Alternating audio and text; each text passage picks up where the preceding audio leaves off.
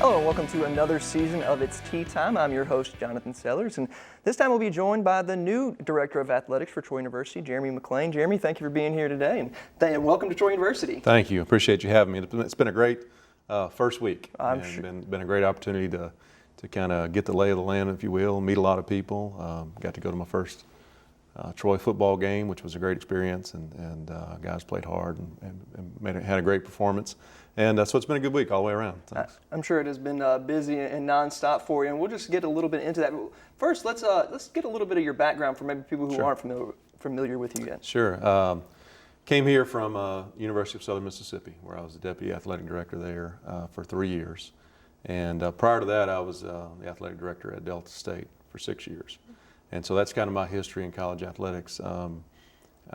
Former college athlete, baseball player at Delta State, originally from Mississippi, small town in northeast Mississippi, but went to Delta State, played baseball there, and then played professionally for about 5 years after college. Was in the corporate world for a little while, and then but couldn't stay away from a college campus. Came back and to Delta State in a fundraising role, and then moved into the AD's chair eventually.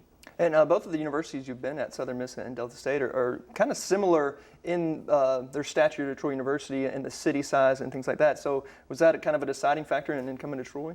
Yeah, it was. I mean, fit-wise, I'm a big believer in fit. Anytime you hire someone, it needs to be the right fit. And so I felt like, at least from my side, it was a good fit in all those ways. And fortunately, Troy felt the same way about us. And I do. I think my background from the time I started in the business to now really has prepared me for this opportunity. And like I said, it's been a great first week or so, and we feel better today than we did even a few weeks ago. And what's it all been like? I know you've been getting your family settled, and welcome them to Troy University as well. Appreciate it. What has that been like for you? It's been good. We've made a decision. Oftentimes in this industry, when you have to make a move kind of quickly, your family doesn't get to come with you. We've done that before, but it's just not a lot of fun. Right. So we made the decision to bring everybody when I came over this past weekend or 2 weekends ago, and so we've got all three small children here, and they've started school last week, and so we've gotten integrated, which has been a big help. And so just trying to kind of get life settled from a personal family standpoint has been important. And have you had a chance to meet all the student athletes and all the coaches? And what's been your message to them? Yeah, working on it. We're getting there. I think the message really has been, we want to be the best we can be. We want to be the premier program in the Sun Belt. I've said that from the press conference on. And so as I meet with staff and coaches, we're talking about, and I've started the process of meeting one-on-one with our directors in our different areas and then our head coaches. And so, we're talking about what our strengths and weaknesses, what are we doing well, and where can we get better? Where are opportunities to improve? And so that'll be the message. That'll be how I spend a large part of my first couple of weeks will be trying to understand the landscape a little bit and get some perspective. Now, you've only been here for a couple of weeks, but how long do you think it'll take you to really get settled in and kind of figure everything out, and then where you want to kind of take over and get things rolling? Yeah, I kind of look at that first 90 days. I think that's always a great mark. You got about 3 months to get acclimated, meet people, kind of figure out the lay of the land and what's most important and where the emphasis should be. Now, I don't plan on waiting 90 days to make decisions and make things happen, but I think that's kind of the timeline you give yourself to try to figure it out. There's some projects right now that we're jumping right into, and including, I think, a hot button topic that I knew from the very beginning was the North End Zone project for the football, and so we've delved right into that. And, I had a meeting about it my first day on the job.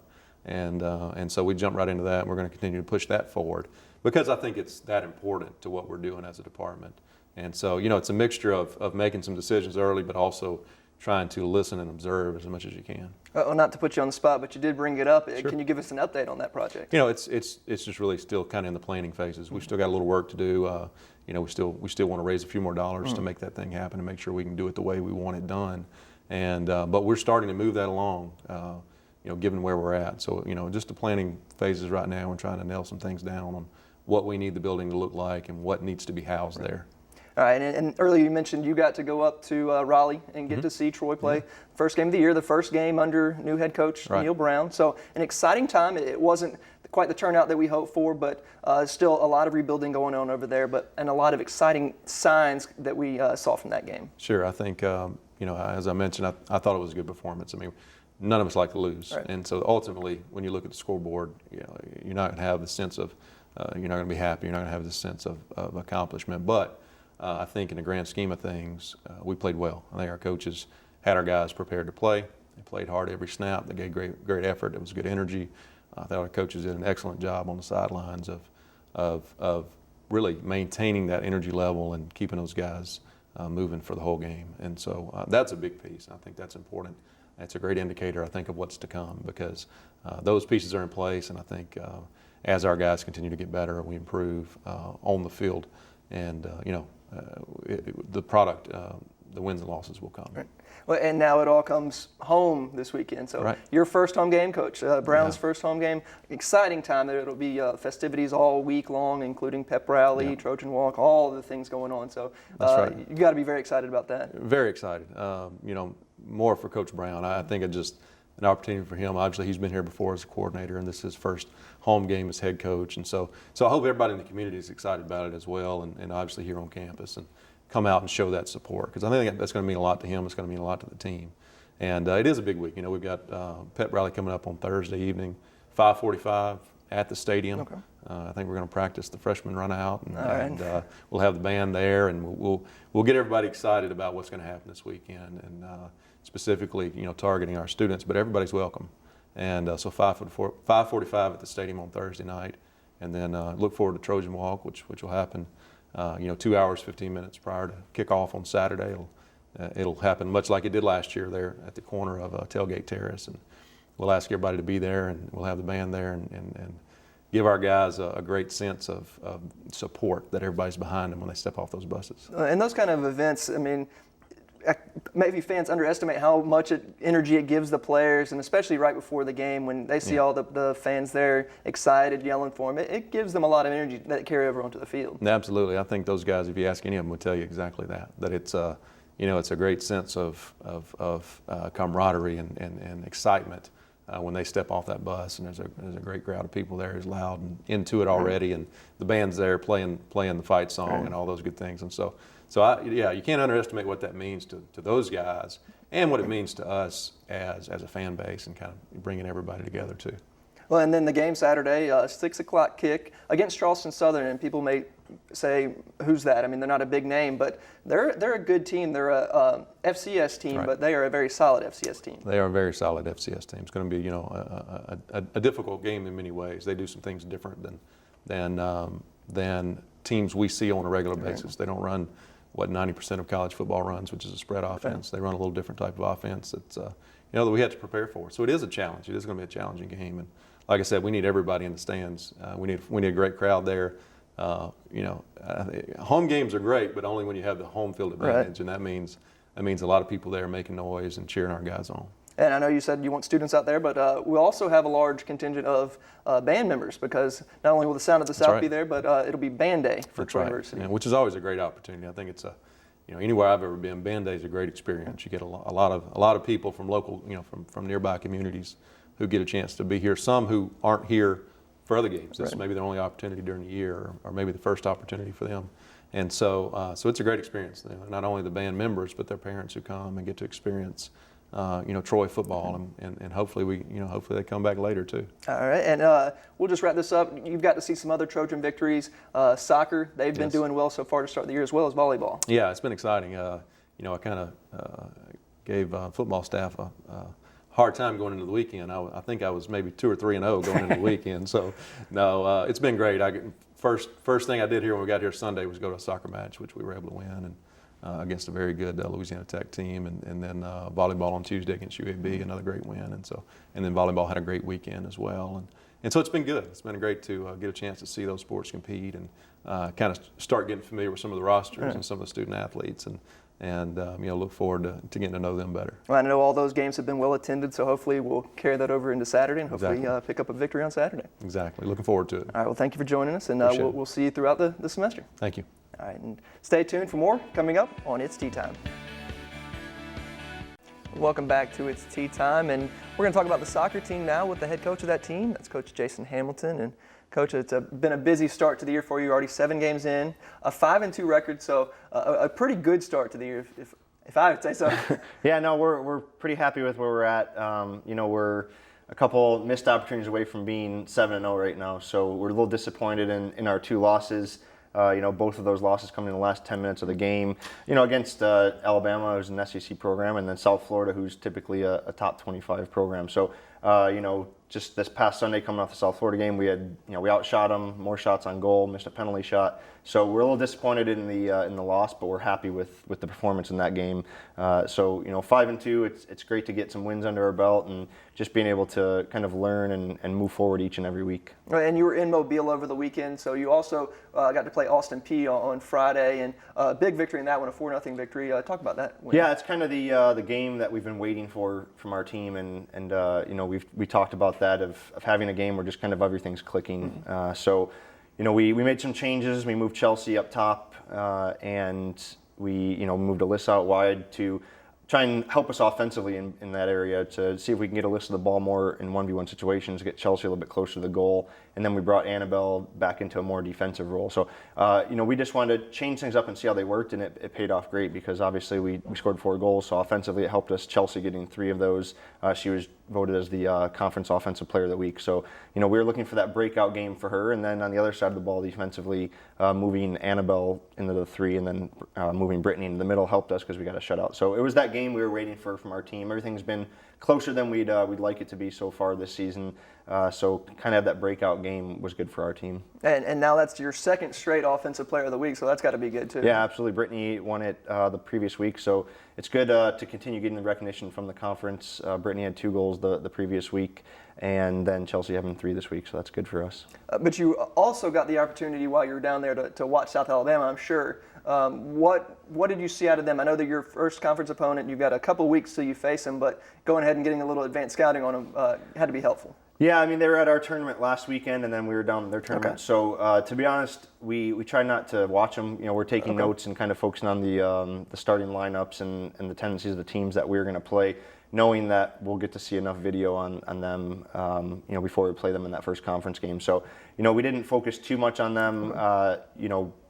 South Florida had some success against them, so we did notice some of the things that they were able to do to be successful and to beat South Alabama in that game. So, it's not a game we want to spend, put too much pressure on the team. It's our first conference game, so we'll have 8 more after that. So we just want to make sure that we're getting better these next 2 games before conference starts, and then just have our team at their best abilities to play South Alabama when they come here September 25th.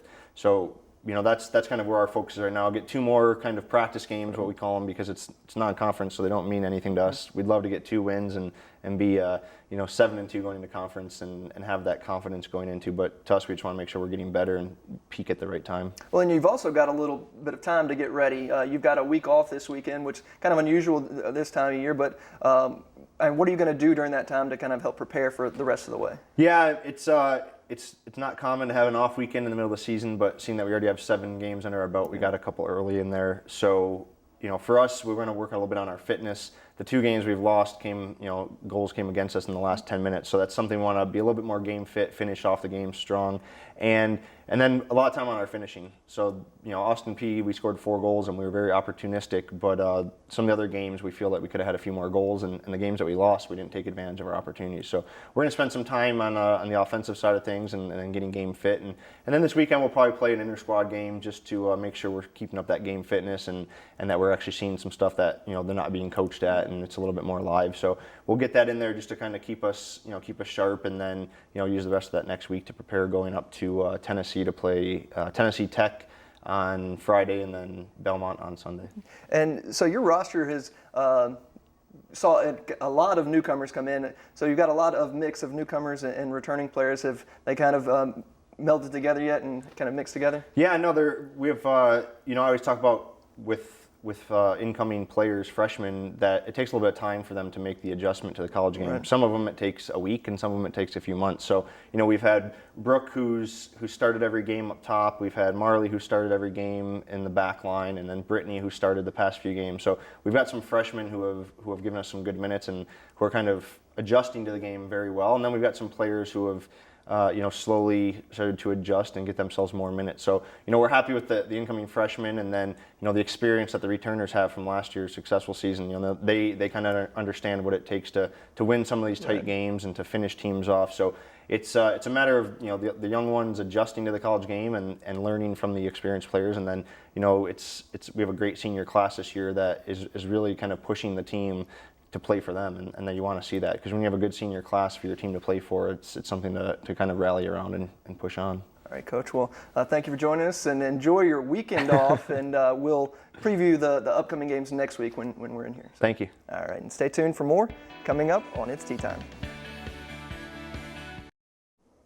Welcome back to It's Tea Time, and cross country team got their season started over the weekend, so we're going to speak with their head coach, Coach Elliott Blount. And Coach, y'all were at Jack State over the weekend for your first meet of the year, and kind of a change from last year. Your men very young this year, but they kind of proved themselves in that first meet and ran pretty well. Absolutely. The men, our young men, we had 3 freshmen lead the way for us, and in the top 5 or top 6 we had 5 freshmen. So it really bodes well for the future, and those guys really, after a long summer of training, came out and kind of answered the bell there. First competition. And you may see a lot of new names just all season long. You were telling me before air that you've got a bigger roster this year, so it's going to allow you to kind of work some guys in on some weekends and give others rest. Right. I mean, last year, it was every weekend pretty much the same, or every meet with the same guys. And now with a little bit more depth and, the schedule kind of lending itself to kind of allow us to do that, with the way the meets are kind of aligned and on the dates they are, we'll be able to kind of mix and match some of the guys on the team. The women's team has still got some familiar names on there. Julia Ostendorf is still there, and we've been saying her name for the past few years. And they ran pretty well. They did. Her and Michaela, they've been working out amazingly, and they're a good 1-2 punch for us. 3 and 4 are solid for us as well. We didn't graduate anyone last year. Julia's a senior now, as you mentioned, and we're just looking for a solid 5th. Between our 5 and 8 runners is so wide open, and we have a freshman right now who finished 5th for us and scored, was a scorer for us. So. Now, so this weekend you'll be heading to Mobile, and you've been there last year. You know what it's about. What are you telling your runners to look out for? So we're gonna have a lot of freshmen down there. It's gonna be their first 8K. Right. So that's always a shock to the system. Right. And I'm just saying, be relaxed. We're gonna start with the conservative approach. The women, we can be a little bit more aggressive, and I want to see just a little bit more intensity out of them this meet. But for the men, it's going to be, hey, let's just, fill out the race. We have a few sophomores and juniors, our captain, Tim Bulger. He'll be leading the charge there, so he'll have that calming presence up front with some of these younger runners and, kind of lead the way for us. And what's the competition going to be like compared to maybe what they saw at Jacksonville State? The field's going to be a lot smaller, but the competition is probably going to be just as good. Okay. You have South Alabama, who won the conference there last year. Southern Miss is going to be there as well. Florida A&M, and a few other teams that are, looking pretty strong, coming off last week's performances. So a smaller field, but like I said, it looks like they'll be pretty dirty towards the end. And what are you looking for out of your runners this season? Any expectations right now? It's really early to put expectations on such a young team. Right. You don't know how freshmen, if I had to guess, we'll probably take a fair amount of freshmen to conference, if everything kind of plays out, how it's been playing out in practice and so forth. On the men's side, so you don't know what you're going to get with freshmen. You just hope that they can kind of, stay healthy and stay, kind of positive and mentally strong throughout a long season. And those 8 kids can take quite a bit out of you. So, hopefully we're preparing well. I'm preparing them well enough to kind of, have them later on in the season. So for the men, we just don't want to be as we were last year, right? And we want to be in the middle of the pack, right. At least. And then for the women, I think we have a chance to do a lot of good things. You figure there was quite a few seniors that graduated last year from the teams that within the conference. So I think there's a huge opportunity for us to kind of make a bigger step on the women's side, but we're not as deep on the women's side. So right. there's a small margin for error, and like I said, from 5 to 8, someone has to kind of step up and be that strong 5 for us. All right, Coach. Well, a lot to look forward to this year, and we'll be tracking with you along the way. So excellent. Thank you for joining us. Appreciate it. All right, stay tuned for more coming up on It's Tea Time. Welcome back to our final segment on It's Tea Time, as we're going to look at the volleyball team so far and up to this point this season, and we're here with their head coach, Coach Sonny Kirkpatrick. And Coach, y'all have been busy so far this year, and already had a pretty solid winning streak, and that streak was snapped this weekend as you went to face Southeastern Louisiana, and just a kind of a tough road trip out there, and coming back with a loss. You know, we played 8 matches in 11 days, right. And ultimately that's my responsibility for scheduling that. And up until yesterday, we performed really, really well. Unfortunately, yesterday we had a lot of errors on our side, and looking back at it, we were exhausted. So next year I'll have to kind of look into our scheduling a little bit and make sure that we have plenty of rest in between our matches and everything. So, you know, I'll kind of take the loss for that one. And, you know, we were prepared. We still almost pulled out a win. Now, almost is only a relative term. But, you know, we battled. And it was good to see that for the girls. And they get a much needed day off today. We'll go kind of light tomorrow in preparation for this coming weekend. Now, does scheduling like that, does that have kind of help you for later in the conference tournament, or is the conference tournament more just like a weekend packed in, where like a normal weekend where you're playing 3 matches in 3 days? It all depends. You know, we used the holiday yesterday as an opportunity to play and not have to worry about missed class time. Last year we were here at home, which definitely is a little bit more beneficial than being on the road. Just couldn't be helped this year. So, you know, either way you look at it, you need to play to continue to get better. Right. And, you know, yesterday we saw some things that we need to work on. And even in a loss, you can find some good things that come out of it. And you find some things that you really need to work on to better your team. Now, the game against UAB last weekend was a good victory in front of a good home crowd. And it was a 5-set match, but it looked like you really dominated, especially in that last set. We find out that, you know, when we start clicking on all cylinders, it's a lot of fun to watch. Mm-hmm. And, you know, UAB did some really good things to kind of get us out of that rhythm. But in the 5th game, we've got some good quality touches from our block. We've worked on our blocking all through the spring and all through the preseason. And the results have shown we're up almost to 2.8 blocks a game, which is tops in the conference right now. So all of our work is paying off with that. And we had 5 stuff blocks in Game 5, and that allowed us to score some points and kind of get them out of rhythm in that last game. Now, also, we'll go back even further to your home tournament, where y'all kind of ran through that undefeated and played really well. Talk about that. We played pretty well.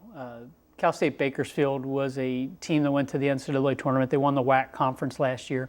So we knew going into the match against them on Friday night that they would be a really difficult team. And we came out and we actually jumped on them pretty well in the first game. Won that one pretty, not easily, but handily. Second game was a little bit more of a struggle. After the break between games 2 and 3, they came out ready to fight and claw to get back into it, and then it kind of beat us pretty well in game 3. And we had a chance to win in extra points in game 4 to win 3-1. We expected nothing less from them. They've got a really good coach who's won national championships at the junior college level, and she's only been there 2 years. So the fact that they won their conference last year with her as a coach, and you know, kind of are expected to do similar things this year, for us to go out and beat the defending WAC champions was good. Right. Alabama State the next day is naturally a local rival, with them just being 45 minutes up the road, and Penny's done a great job of bringing talent into that program, and we played pretty well against them, beating 3-0. It wasn't indicative of the match. I thought that it was a really good quality match, and I think we played pretty well. And then East Tennessee State, we thought was going to give us a really good run, and came out and just drilled us in the first game. And we fortunately were able to make a couple adjustments, and again, once we get kind of clicking and get going, it's a lot of fun to watch. Right. And that's kind of what happened in games 2, 3, and 4 to win 3-1.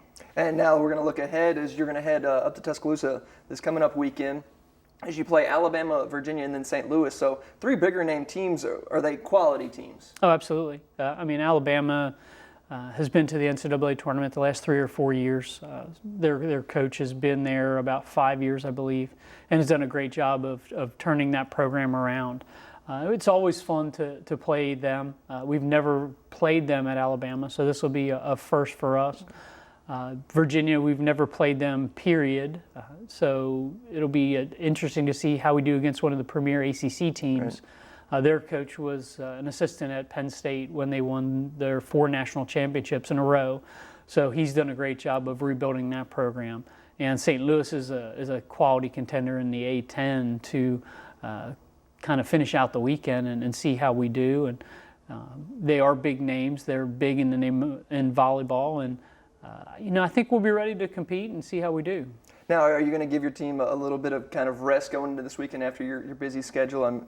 Are you going to practice hard the rest of the week? Today's our day off for the week, which is something they need. Right. Tomorrow we'll go kind of light, maybe an hour and a half, 2 hours, but light, just kind of individualized work where we're kind of breaking things down, not necessarily a lot of jumping. And then Thursday we'll go a little harder up in Tuscaloosa. We have practice time up there prior to the match on Friday, so we can get used to the arena and used to the environment.